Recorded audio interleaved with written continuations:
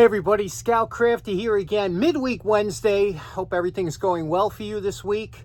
Real quick, today's video, we're going to start off with talking about Monday's video, where we discussed the M1910 military pickaxe that we did a kind of a refurbishment on.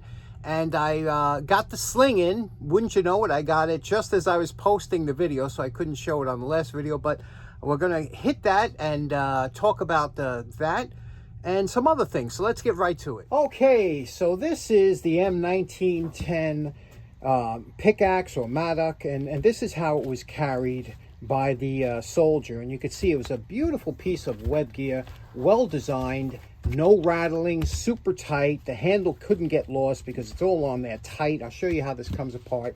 But first off, I just wanted to talk real quick about all these things were designed to be put onto what's called a cartridge belt. You see this little clip here? This was indicative of everything they had from World War I to World War II, and then eventually they changed over during the Vietnam War, and now they have something a little bit different. But these cartridge belts, they look similar to this. You know, this was like an old-fashioned cartridge belt, and you could see here it had a clip. And the clip, this is how you would turn it sideways and clip it in like that. And all these holes were all specifically designed that all your accessories could clip onto a cartridge belt. They call it a cartridge belt because it primarily was designed to carry cartridges, which was bullets for the rifles or whatever you were carrying at the time. And this would be loaded up, and it would be around your hips where you could carry it with ease, compared to if you had it somewhere else, like on your backpack, and had to dig it out. It was easily accessible. But then they realized as design went on that you could put all kinds of accessories on here, and then eventually it became so used that they put slings on, like almost like backpack slings that you could carry over your shoulder to help support the cartridge belt, because you started to put so many accessories on there, shovels, and this carrier was meant to go onto here. And you could see how quickly this could load up with weight, especially back then. They were using a lot of canvas and things like, things that were a little bit heavier. Today they lightened it up a little bit. Today they don't use these type of clips anymore, which I have to tell you, these were a real pain in the neck. Today they use kind of like a clip like this, a sliding clip that you could change over your web gear. And today it's called Alice gear. It's all-purpose, lightweight, individual carrying equipment. That's what they name this. And it's meant to be mission specific. So in other words, if you're going out on a patrol and you're not going to need a lot of items, and you might need some specific items, you can easily change over your cartridge belt or whatever, your web gear, to for that specific mission. Whereas this was a pain in the neck. It would take you a while to take these off and on, but this is what they had in the day. And let me show you how this opens up. Now, how the pick was carried, and you can see this is an original one.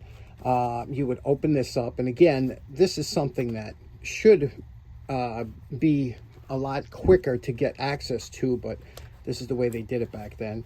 So this strap opens up like this, okay? And you pull the handle out, you slide the handle out from the top here, and then this flap comes over here, and you can get access like that to your hook, okay?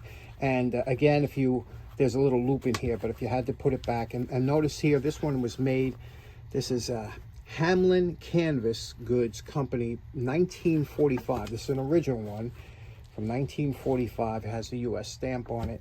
And again, to put this in, you would put this, this would go in here like this, then tuck it in here.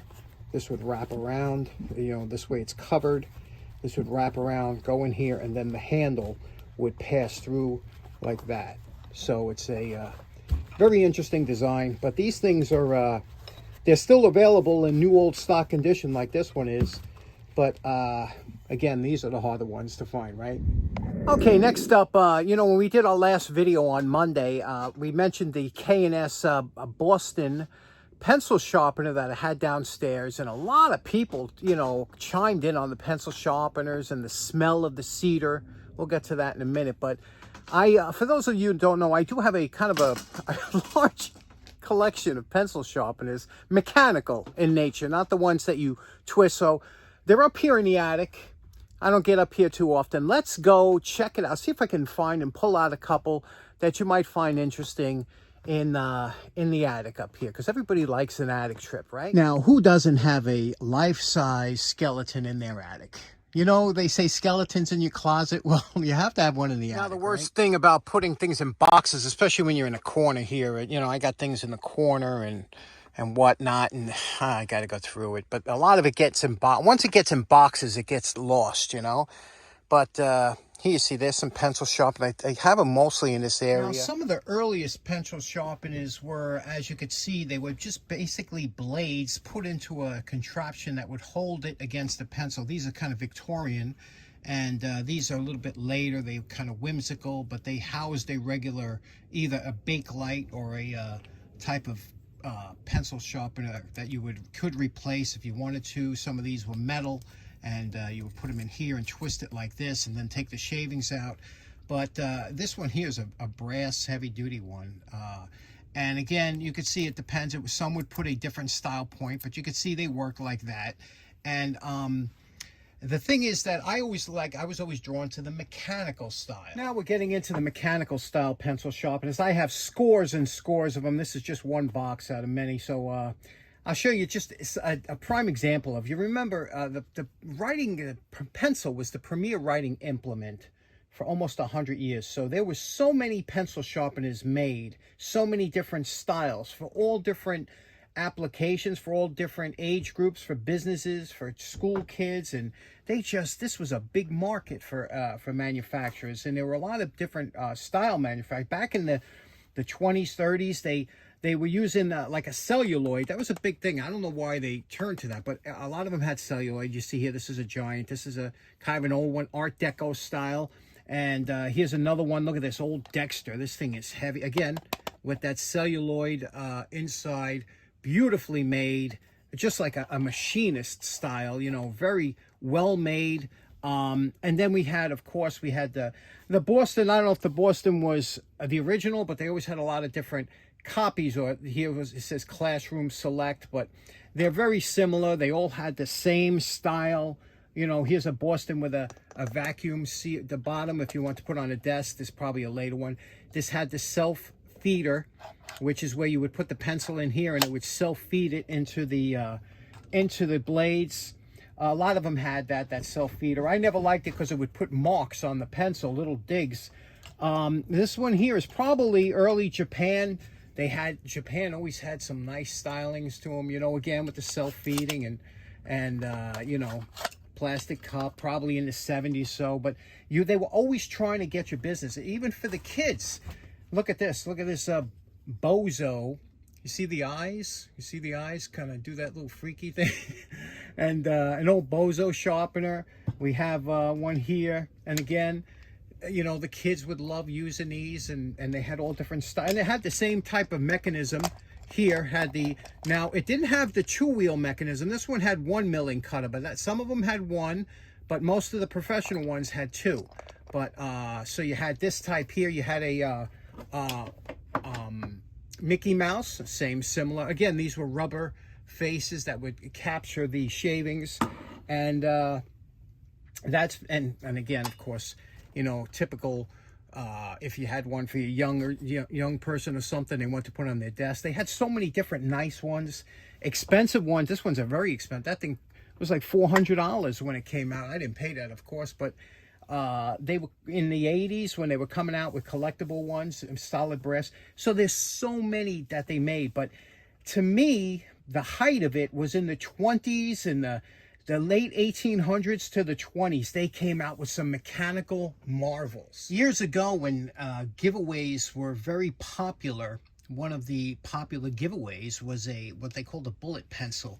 And you can see here, this is an advertising pencil. You could see here. Let's see what it says there. Grange Mutual Casualty Incorporated. And you see it's in Columbus, Ohio.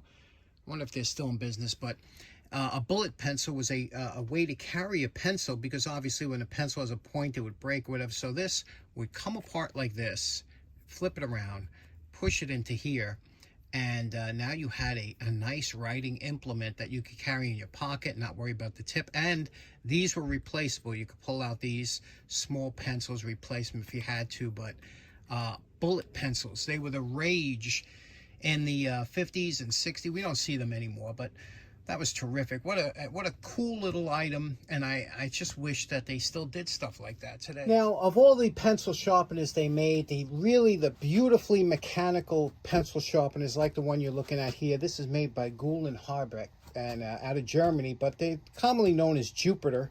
This one, you can see New York, it's some of the lettering's coming off here. Jupiter is what they were known as, and this is just a mechanical marvel. This just goes to show you where they were thinking when they made something like this as far as a pencil sharpener. Especially, you know, Germans, they tend to over-engineer a lot of things. And this is one of those things they over-engineered. And let me just show you how interesting I think this is and why it's deservedly such a popular collectible. First of all, any machinist is going to appreciate the fact that it has oiling ports. Look, you move that over, that's an oiling port. So you can oil all the bearings, all the moving parts. Here's an oiling, see a little oiling hole here, and it will oil the track and everything. And how this works is, and you can see here, when you turn this here, there's a little mill cutter here, okay, on its side. And this will turn, you can see how it'll turn that mill cutter. And this little shaft will also turn, you can see no matter where you move this on that shaft, it's going to turn these gears. And what you did is you took a pencil, you took a pencil, you put it into here, and then you fed it into the mill cutter here.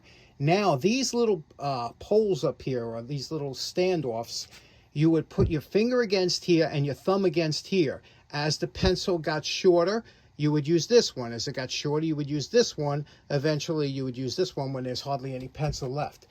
But you could see here, I could use this one or this one, depending on where I want to put, but you would apply the pressure. And when you'll see when I turn this like this, you could see it spins the pencil against the mill cutter. And let me show you how it works. Of course, the forces that be, I had to take it off the Lazy Susan. But here, I'm going to push this against here, and I'm going to turn this. Now, here the milling cutter cutting, and it takes such a fine cut. And, you know, depending on how much you squeeze against the pencil is how deep of a cut it'll take. But here I'm taking a fine cut, okay? And you can see there's a little tray. I had to make this tray. But there's a little tray here that catches the shavings. And look at the point. I want to talk about, again, look at the point on here. That is a superior milled point. Look at that. You don't see that kind of point on many. And again, we're using American cedar, okay? If you get a pencil that's made from a U.S. made pencil, any good pencil is going to be made from California cedar.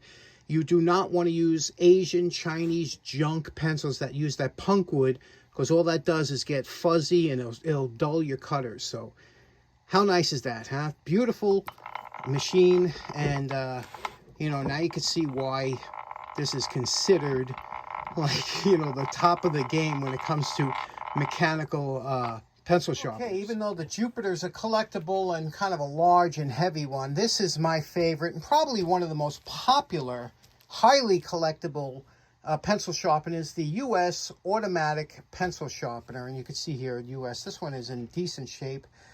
It wasn't that way when I got it, but I kind of did a semi-restoration on it. You could see what this is made up of and how interesting this will work, and how simple it is and how lightweight. It's just a beautiful unit. Let me show you how this works and why this is so cool. Now, how this works, you can see here, it's simple. It's just a blade, a replaceable blade, 3 blades on one. And you can see here, it even has oil here so that this moves. And it has a little oil port back here. Remember, these things were meant to last forever. That's why they had oil ports. And a little drawer here to catch the shavings. How this worked is you would take, and I broke off the beautiful tip we made with the Jupiter. You press the pencil into here, it brings it down into the shaft, and as these blades turn around, it will grab the pencil, pull it down, and also shave off a piece. Plus, the tip of the blade will turn this and turn the pencil so that you get a good cut. And let me show you how that works. Just absolutely simple, beautiful, and I just love it. Now, in order to get the proper demonstration, it really should be screwed down, which I did. I screwed it down temporarily. Let me show you how this works. We'll put this dull pencil, no tip at all, into here, and watch how this works. You see how it's shaving and turning?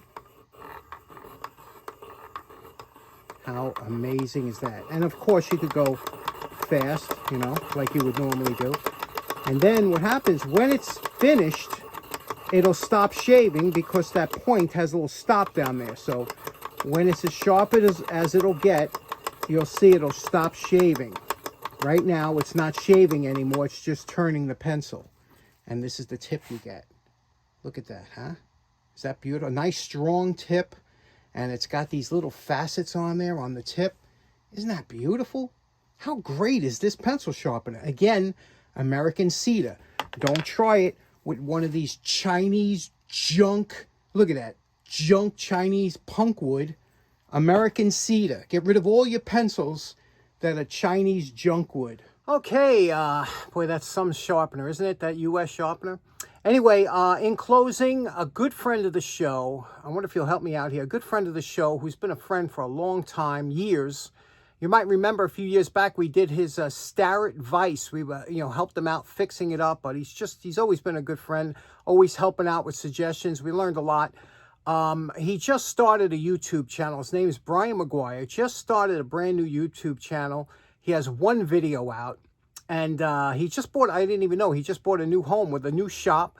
So it'll be interesting if you follow his channel. I'll put a link in the description. I think it'll be interesting to go along and see where he progresses. I love that. I love when you see somebody start off and then you see him build their shop. And he already knows a lot of stuff, especially about axes and hanging handles and making handles. I think he's going to have a great channel. Check him out. I'll have his link in the description. Anyway, thanks so much for tuning in. We'll see you again Friday. Take care now. Bye-bye.